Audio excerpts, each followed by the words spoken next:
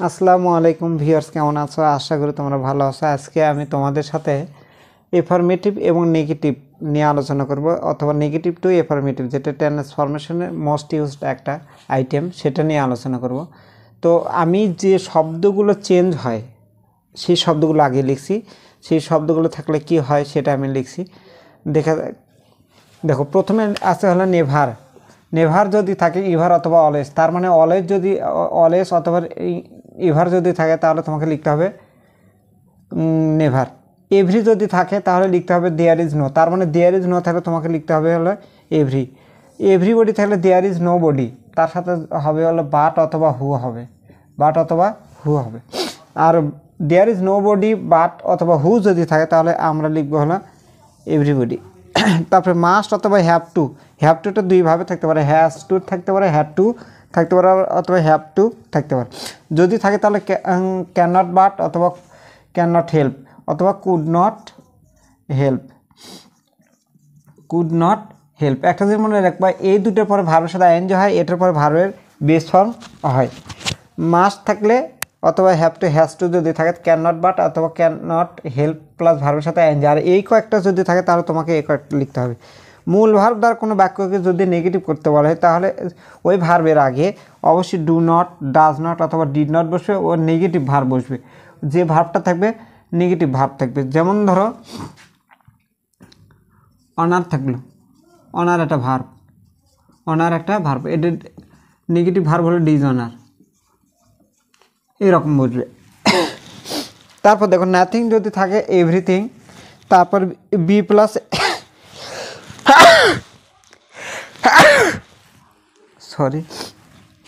B plus adjective যদি থাকে, be plus adjective, তার মানে বি ভার্ব প্লাস যদি অ্যাডজেক্টিভ থাকে, তাকে আমরা যখন নেগেটিভ করতে যাব ওই বি ভার্বের পরে আমরা নট বসাবো, তারপরে একটা নেগেটিভ অ্যাডজেক্টিভ বসাবো অথবা নেগেটিভ অ্যাডভার্ব বসাবো, যেটা অ্যাডজেক্টিভ অথবা অ্যাডভার্ব থাকে সেটা নেগেটিভ বসিয়ে দেবো। তারপরে দেখো ওয়ানলি বা অ্যালন বা ওয়ানলি যদি থাকে, যদি ব্যক্তির সাথে থাকে তাহলে বুঝবে হলো নান বাট। কী বুঝবে? None but. যদি বস্তু বা বিষয়ের সাথে থাকে তাহলে হবে হলো নাথিং বাট। আর ওয়ানলি যদি বয়স বা সময়ের সাথে বোঝায় তাহলে হবে হলো নট মোর দেন অথবা নট লেস দেন। এই কয়েকটা, তার মানে এই কয়েকটা যদি থাকে তোমার এই মানে ওয়ানলি ইউজ করতে হবে অথবা অ্যালন ইউজ করতে হবে। তবে অ্যালনটা ব্যবহার হয় শুধুমাত্র ব্যক্তির ক্ষেত্রে। ওয়ানলি ব্যক্তির ক্ষেত্রে হতে পারে, বয়সের ক্ষেত্রে হতে পারে, সংখ্যার ক্ষেত্রেও হতে পারে। তারপরে দেখো আরও কয়েকটা এফার্মেটিভ নেগেটিভ আছে, আমি সেগুলো লিখতেছি। প্রিয় শিক্ষার্থীরা দেখো আমি আরও কয়েকটা লিখছি। যেমন ধরো বোথ আর অ্যান্ড যদি থাকে, এটা এফার্মেটিভে থাকবে। কিসে থাকবে? এফার্মেটিভে। আর নেগেটিভে তোমার হবে not only, not only but also, এটা হবে নেগেটিভের বেলায়। তারপর দেখো এফার্মেটিভে যদি as soon as, scarcely had, hardly had, barely had. দেখো বেয়ারলি হ্যাডটা এটা খুব রেয়ার ইউজ, খুবই কম ব্যবহার হয়, বেয়ারলি হ্যাড। তারপর টু যদি থাকে, এই চারটা যদি থাকে তাহলে নেগেটিভ করার সময় তোমার নিয়ে আসতে হবে নো সুনার হ্যাড, তারপরে আসবে হলো দেন, নো সুনার হ্যাড তারপরে আসবে হলো দেন। তারপরে দেখো টু, এই টুর পরিবর্তে তোমার যখন নেগেটিভ করতে বলবে তখন নিয়ে আসতে হবে হলো সো ডট দ্যাট আনতে হবে। তাহলে দেখো আমরা সো দ্যাট যদি থাকে তাহলে এটা নিব, আর এটা যদি থাকে তাহলে এটা নিব। এই চারটা যদি থাকে নো সুনার হ্যাড নেব, আর নো সুনার যদি থাকে তাহলে এই চারটার যে কোনো একটা নিলেই হবে। তবে একটা জিনিস খেয়াল রাখবা, এই অ্যাজ সুন অ্যাজের সাথে দুটো পাস্ট টেন্স হয়, কিন্তু এই স্কার্সলি হ্যাডের সাথে পাস্ট পার্টিসিপল হয়, পরে হোয়েন বা দিনের পরে যায় পাস্ট ইনডিফিনিট হয়। এই জিনিসটা খেয়াল রাখবা। তারপরে দেখো এখানে বোথ অ্যান্ড যদি থাকে, not only but also, are not only but also যদি থাকে তাহলে বোথ হবে। এখন আমি কয়েকটা উদাহরণ দেব। দেখো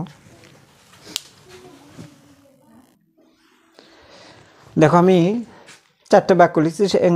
আরেকটা জিনিস ভুলে গেছিলাম, সেটা হলো এফার্মেটিভে যদি বাই থাকে নেগেটিভে উইদাউট আনতে হবে, এবং ওই সাবজেক্টের পরে ভার্বের আগে ক্যান নট বসাতে হবে অথবা নট বসাতে হবে। অনেক সময় নট থাকে, নট বসাতে হবে।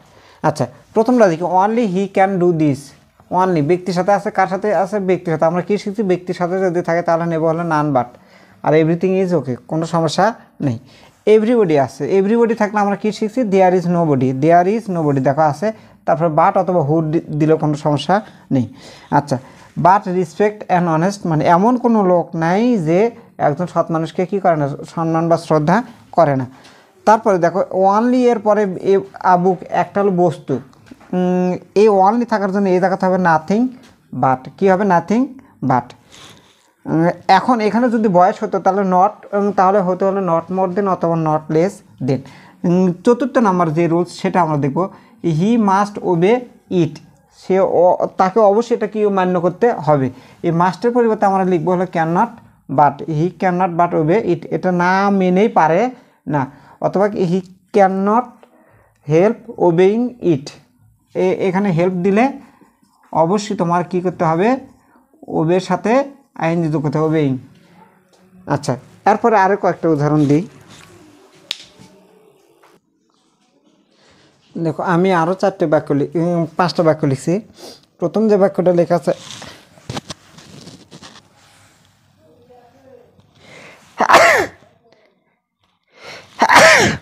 ঠান্ডা লাগছে sorry, I like both T and coffee, আমি চা পছন্দ করি, কফি পছন্দ করি। এখানে কি আছে, বোথ আছে, এখানে অ্যান্ড আছে, এই বোথের জন্য নট অনলি, এই অ্যান্ডের জন্য বাট অলসো, আর কোনো কিছু চেঞ্জ নেই। আর একটা জিনিস মনে রাখবা, এফার্মেটিভ টু নেগেটিভ করতে গেলে সর্বোচ্চ যে কোনো ট্রান্সফরমেশন হোক সর্বোচ্চ 3টে পরিবর্তন হয় আর সর্বনিম্ন 2টা। আচ্ছা, তারপর দেখো হি ফরগেটস মাই নেম, সে আমার নামটা ভুলে যায়।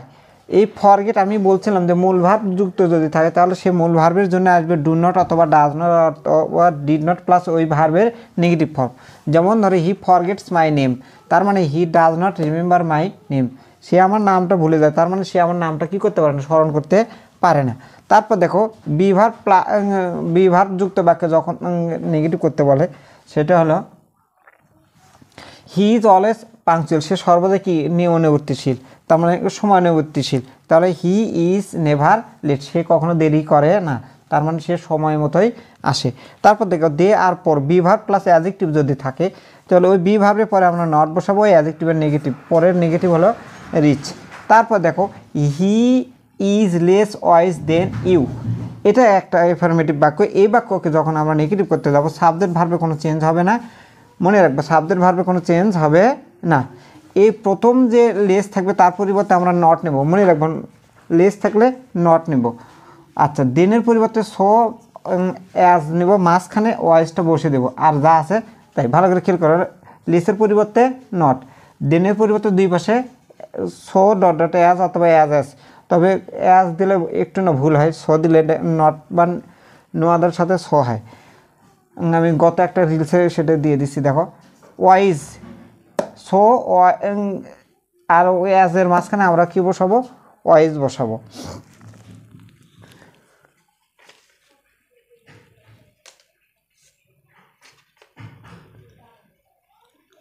আচ্ছা, এখন এই জায়গায় দেখো এইগুলো এফার্মেটিভ, এখন তুমি যদি নেগেটিভ থাকে সে যে নিয়মে তুমি এফার্মেটিভ আসবে সে নিয়মে নেগেটিভ থেকে এফার্মেটিভে যাও, এফার্মেটিভ থেকে নেগেটিভ যে নিয়ম, নেগেটিভ থেকে এফার্মেটিভ করাও সে নিয়ম। তবে আরেকটা জিনিস আমি তোমাদেরকে, যেটা ভার্সিটি এক্সামে আসছে সেটা ইউনিভার্সাল ট্রুথ কোনো কিছু যদি থাকে সেটা নিয়মটা কী হয় সেটা আমি এখন লিখব। দেখো আমি বাকি আরও 3টা বাক্য লিখছি, এটা হলো কঠিন, এফার্মেটিভ টু নেগেটিভ সবচেয়ে কঠিন যে রুলসগুলো সেটা আমি লিখছি। দেখো scarcely had we seen him when he ran away, এই স্কার্সলি হার্ডলি বিয়ারলি যদি থাকে, অ্যাজ সুন অ্যাজ যদি থাকে তাহলে আমরা কী নেব, তাহলে আমরা নেব অ্যাজ সুন অ্যাজ থাক, স্কার্সলি থাক, হার্ডলি থাক, বিয়ারলি থাক, তাহলে তার জন্য নেব হলো নো সুনার, তার জন্য কী নেব, নো সুনার নেব। আচ্ছা, তার জন্য আমরা নো সুনার নেব। তারপরে সবই ঠিক থাকবে, তারপরে সরি এখানে ভুল হয়েছিল, এখানে হবে হলো দেন। আচ্ছা, no sooner had we seen him than he ran away, এ হোয়েনের জায়গায় আমরা নেব নো সোনার সাথে দেন, আর স্কার্সলির সাথে পরিবর্তে যে নেব হলো নো সোনার, আর হ্যাডটা সব ঠিক থাকবে।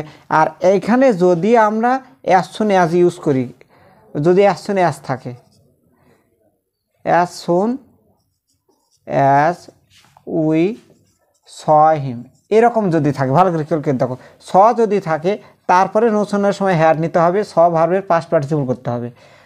অ্যাজ সুন অ্যাজের সাথে সর্বদাই পাস্ট ইন্ডিপেন্ডেন্ট বসে দুই ক্ষেত্রে।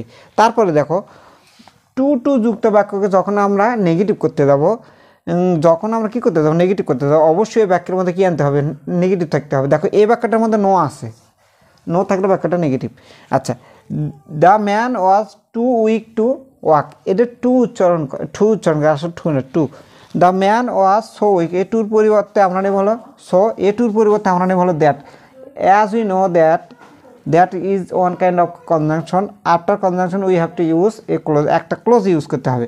তাহলে দেখো এই সাবজেক্টের প্রোনাউন আমি নিলাম হলো হি, আর এই টু টু থাকলে অবশ্যই পরের ভার্বের আগে ক্যান নট অথবা কুড নট ইউজ করতে হবে।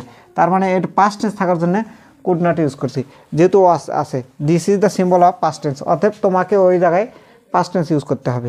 তারপরে দেখো ইউনিভার্সাল ট্রুথ বাক্যকে যদি আমরা কি করতে বলি, নেগেটিভ করতে বলি, অবশ্যই ওই বাক্যের আগে আমাদের ইউজ করতে হবে it is not that use করতে হবে। তারপরে ওই বাক্যের মধ্যে যদি বি ভার্ব থাকে তাহলে ওই বি ভার্বের আগে আমরা নট ইউজ করব। তার মানে দেখো দি আর্থ ইজ রাউন্ড, এটা নেগেটিভ ফর্ম হলো ইট ইজ নট দ্যাট, এটা ওই রকম নয়। দি আর্থ ইজ নট রাউন্ড, যে পৃথিবী গোলাকার নয়, তার মানে এটা ওই রকম নয় যে চিন্তা করা যায় না যে পৃথিবী গোলাকার নয়, তার মানে হলো পৃথিবী, এটা চিন্তা করা যায় পৃথিবীটা গোলাকার। ইউনিভার্সাল ট্রুথ যদি হয় তাহলে অবশ্যই ওই বাক্যের আগে তুমি কী যোগ করবা, ইট ইজ নট দ্যাট যোগ করবা। যদি বি ভার্ব থাকে ওই বাক্যের মধ্যে সেখানে তুমি নট বসিয়ে দেবো, আর সব কিছু ঠিক থাকবে। আর যদি কোনো সময় দেখো যে নান আছে অথবা নোবডি আছে শেষে, তাহলে এটার পরিবর্তে তোমরা এনিওয়ান অথবা এনিবডি লিখে দিবা। আশা করছি বুঝতে পারছো। পরে কোনো ক্লাসে আমরা এফার্মেটিভ টু অথবা এসার্টিভ টু ইন্টারোগেটিভ অথবা ইম্পারেটিভ টু এসার্টিভ এরকম বাক্য নিয়ে আলোচনা করব। আশা করছি সে পর্যন্ত সবাই ভালো থাকো। আল্লাহ হাফিজ।